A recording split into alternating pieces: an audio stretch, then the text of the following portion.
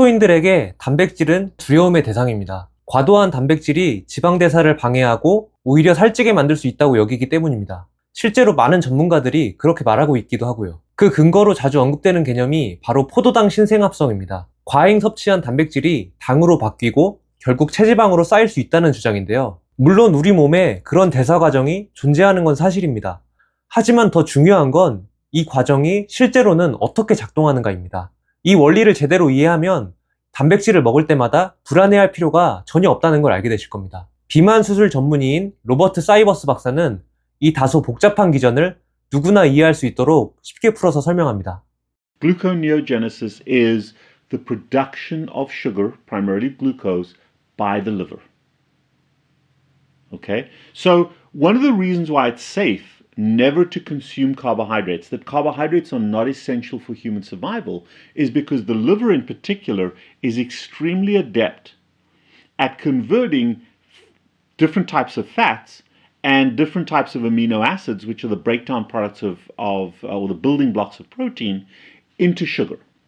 There are certain pathways in the liver that convert amino acids and particular parts of fat into sugar and then either store that sugar as glycogen or release it into the bloodstream. One of the statement I'm going to start with today is very important to understand this, and this is the difference between gluconeogenesis and eating carbohydrates. Gluconeogenesis is demand driven. It is not supply driven. And that's a critical distinction, because when you eat food, let's say you eat a pizza or you eat some spaghetti or you eat carbohydrate, the human body has to deal with that supply. And it has mechanisms to deal with a small supply of carbohydrates. But if you repetitively overwhelm that system, it gets into trouble. And it's that oversupply that causes so much of the ravages of metabolic syndrome, whether it's diabetes, obesity, and all the metabolic syndromes, the hypertensions, all those kinds of things, that is an overdrive of supply. Our sugar should primarily come from our liver, where the supply is demand-driven, not supply-driven. In other words, the body will only produce sugar when it perceives a need for sugar. And there are certain conditions where that is necessary. One of the things the human body does is it very tightly clamps a normal blood sugar in a range of about 70 to 99, 70 to 100 millimoles per liter. Milligrams per deciliter. The human body has a number of complex systems, hormonally driven systems, that keep sugar in that range, in that very tight clamp.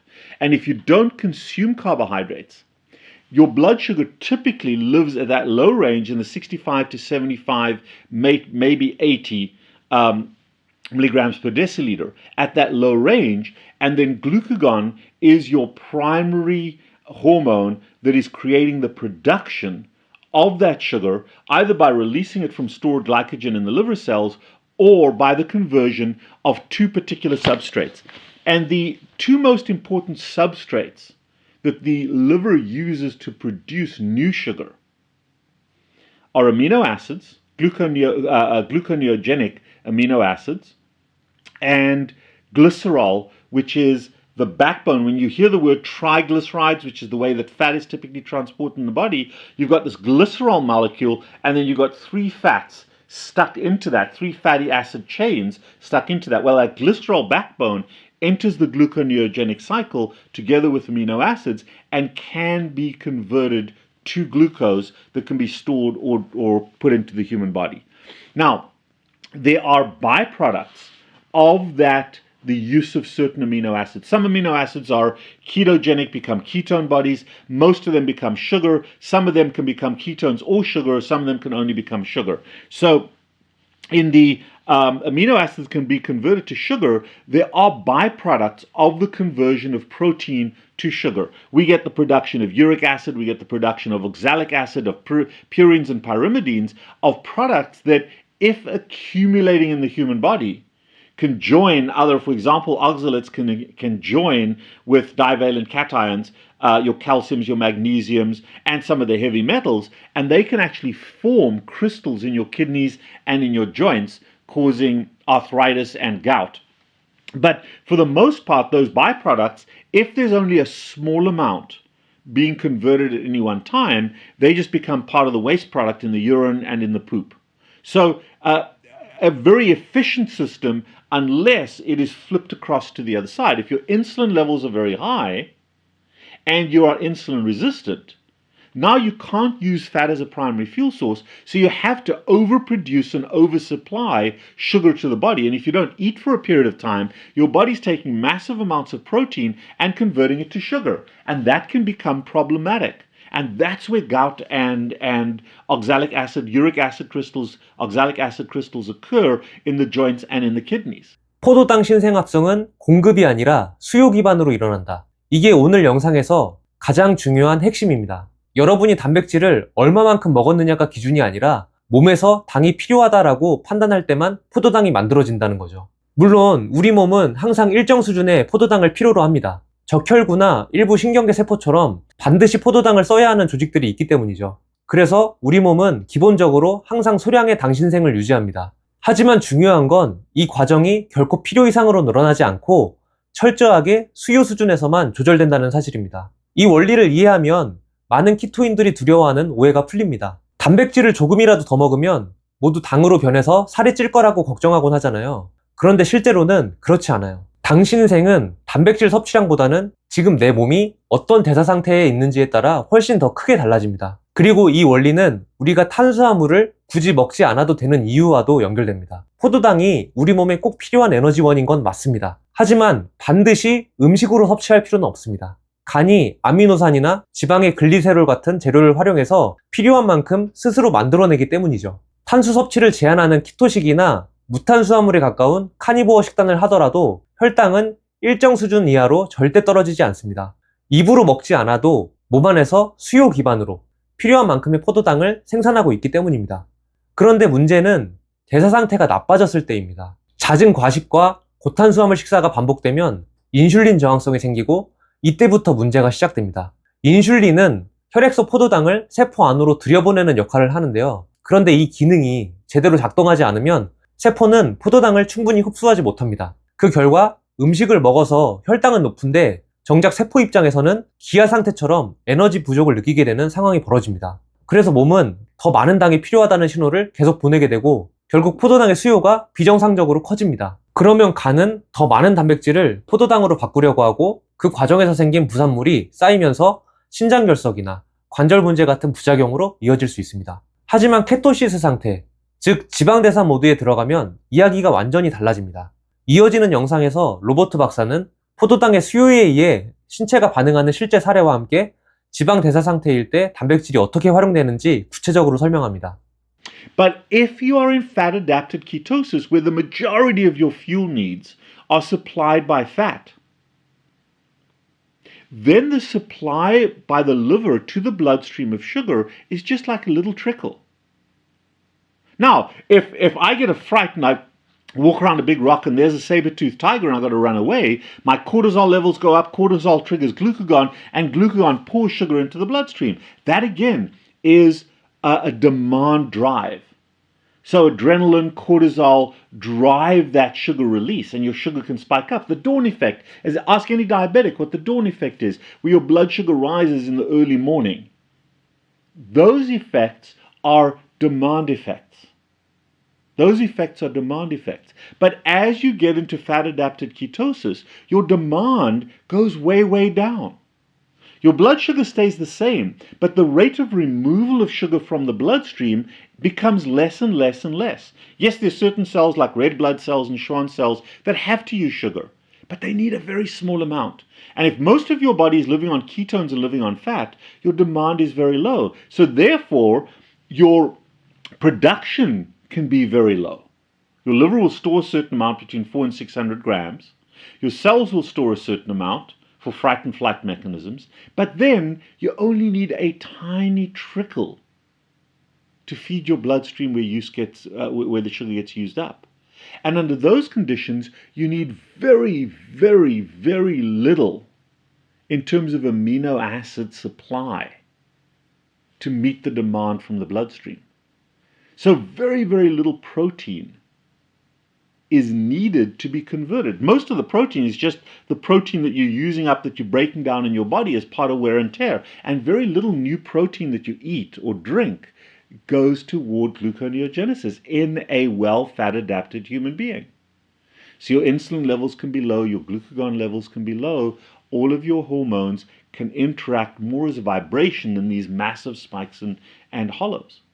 상식적으로 생각해봐도 단백질이 포도당 신생합성에 많이 사용되는 건 우리 몸이 원하는 방향이 아닙니다. 단백질은 근육과 뼈 합성, 조직의 복구, 호르몬과 효소 생성처럼 본래 맡고 있는 중요한 역할이 있습니다.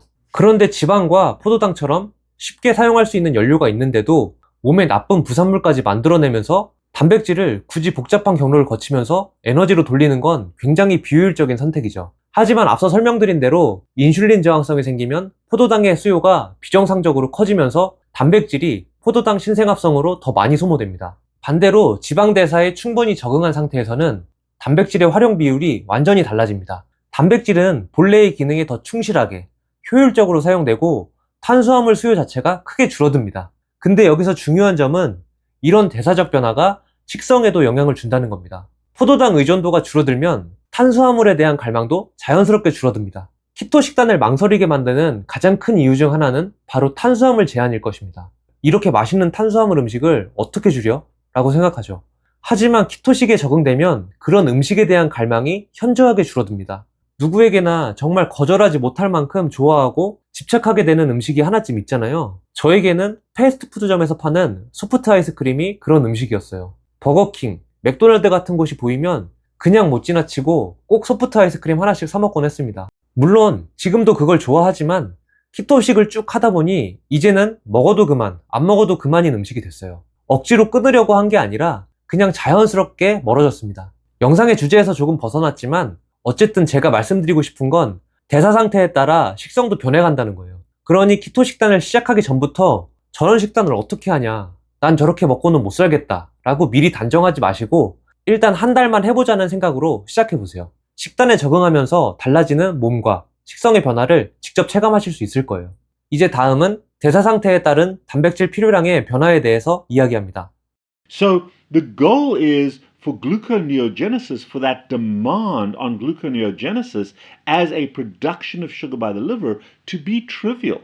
And in fact, if you're in ketosis and you're using fat as your primary fuel source, fat from triglycerides, that glycerol backbone becomes the dominant thing. It's a waste product for most people, or it's a source of unnecessary energy. But if that becomes the primary component of gluconeogenesis, and remember, the body will use glycerol equally as well as it'll use amino acids.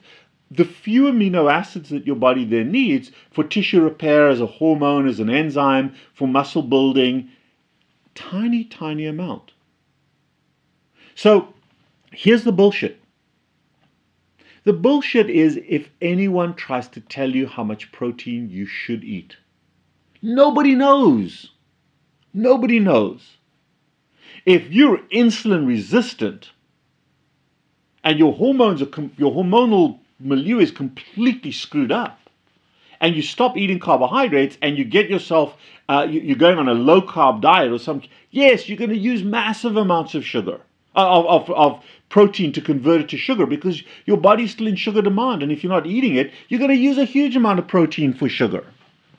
It happens. Ask diabetics eating a steak if they have a type 2 component. It depends on their background state. Are they in fat-adapted ketosis, or are they in glycosis, where they need sugar as their primary fuel source, and they're churning that sugar all the time? Nobody knows how much protein you need to eat, because nobody knows how your body is currently working. I can predict, based on the blood work of my patients, how much protein they actually need.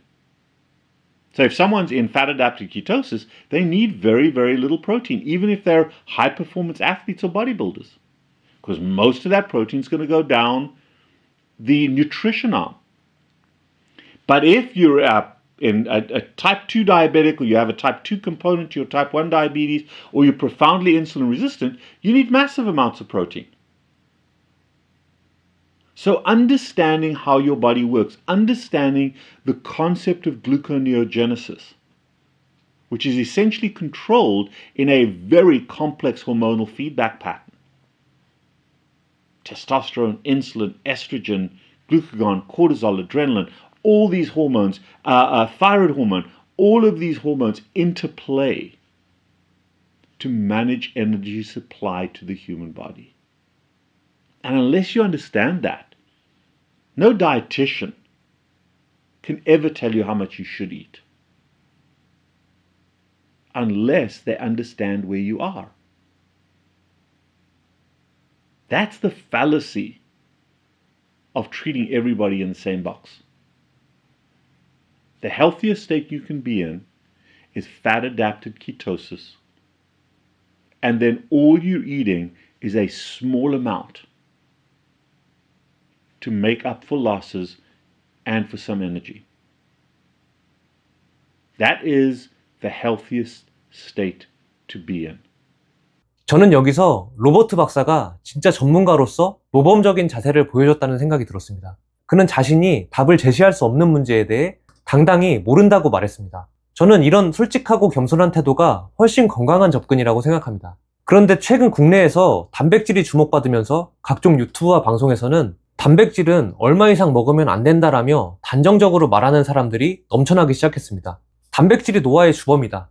많이 먹으면 독소가 쌓인다. 이렇게 단백질에 대한 공포심을 주면서 이 정도만 먹으면 충분하다라고 주장하는데 이 얼마나 오만한 태도인가요? 단백질 적정 섭취량에 대해서는 그 누구도 절대적인 정답을 제시할 수 없습니다. 애초에 그런 건 존재하지도 않으니까요. 그렇다면 우리는 어떻게 접근해야 할까요? 여기서 얻어야 할 교훈은 단 하나입니다. 지방 대사 상태에서는 단백질이 훨씬 효율적으로 사용된다는 점입니다. 하지만 이걸 곧바로 키토 식단에서는 단백질을 적게 먹어도 된다 라고 해석해서는 안 됩니다. 로버트 박사도 양에 대한 구체적인 기준은 제시하지 않았고 각자의 적정량은 개인의 대사 상태에 따라 다르기 때문이죠. 따라서 중요한 건 나에게 맞는 적정량을 찾아가는 과정입니다. 이 부분은 다양한 요소를 고려해야 하는데 더 구체적인 방법은 제가 이전에 올린 영상에서 다룬 바 있으니 오른쪽 상단 링크를 참고해주세요. 사실 많은 다이어터 분들에게 단백질일 뿐 아니라 영양소 비율과 섭취량은 가장 큰 고민거리입니다. 저희 채널에서도 지방 이만큼 먹고 있는데 잘하고 있는 건가요? 탄수화물 이만큼 먹는데 살이 안 빠져요.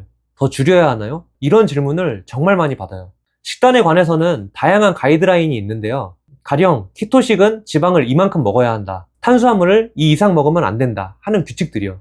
하지만 이는 어디까지나 참고할 기준일 뿐이지 절대적인 규칙이 아닙니다. 예를 들어 케토시스를 유지하기 위해 탄수화물 섭취를 50g 이하로 제한하라는 기준이 자주 쓰이는데요. 하지만 하루 종일 활동량이 많고 주 5회 이상 근력 운동을 하는 사람이라면 100g, 150g의 탄수화물을 먹어도 빠르게 소진하며 케토시스를 유지할 수 있을 것입니다. 반대로 비만하고 하루 종일 앉아서 지내는 사람은 그보다 훨씬 적은 탄수화물에도 키토아웃, 즉 지방대사에서 벗어날 수 있습니다. 이는 제가 매일 열심히 운동하는 이유이기도 합니다. 근력 운동을 통해 근육량을 유지하고 체내 글리코겐을 소진시키면 키토 식단을 하면서 탄수화물을 조금 더 허용해도 지방대사를 안정적으로 유지할 수 있습니다. 이렇게 하면 식단의 유연성을 더할 수 있고 지속하기도 훨씬 수월해집니다. 식단에는 출발점이 될 기준이 필요합니다. 하지만 그것을 절대적인 정답으로 믿는 순간 오히려 큰 시행착오를 겪을 수 있습니다. 정해진 답이 없다는 점은 혼란스러울 수도 있지만 반대로 생각하면 그 어떤 방식도 틀리다고 할 수 없습니다. 식단하면서 시행착오 좀 한다고 해도 아무런 문제가 되지 않아요. 충분히 만회할 수 있습니다. 그러니 단백질이든 지방이든 섭취량에 너무 얽매이지 마시고 본인의 몸 상태와 반응을 살펴가면서 식단을 유연하게 조정해 나가시기 바랍니다. 이상한 다이어트였습니다.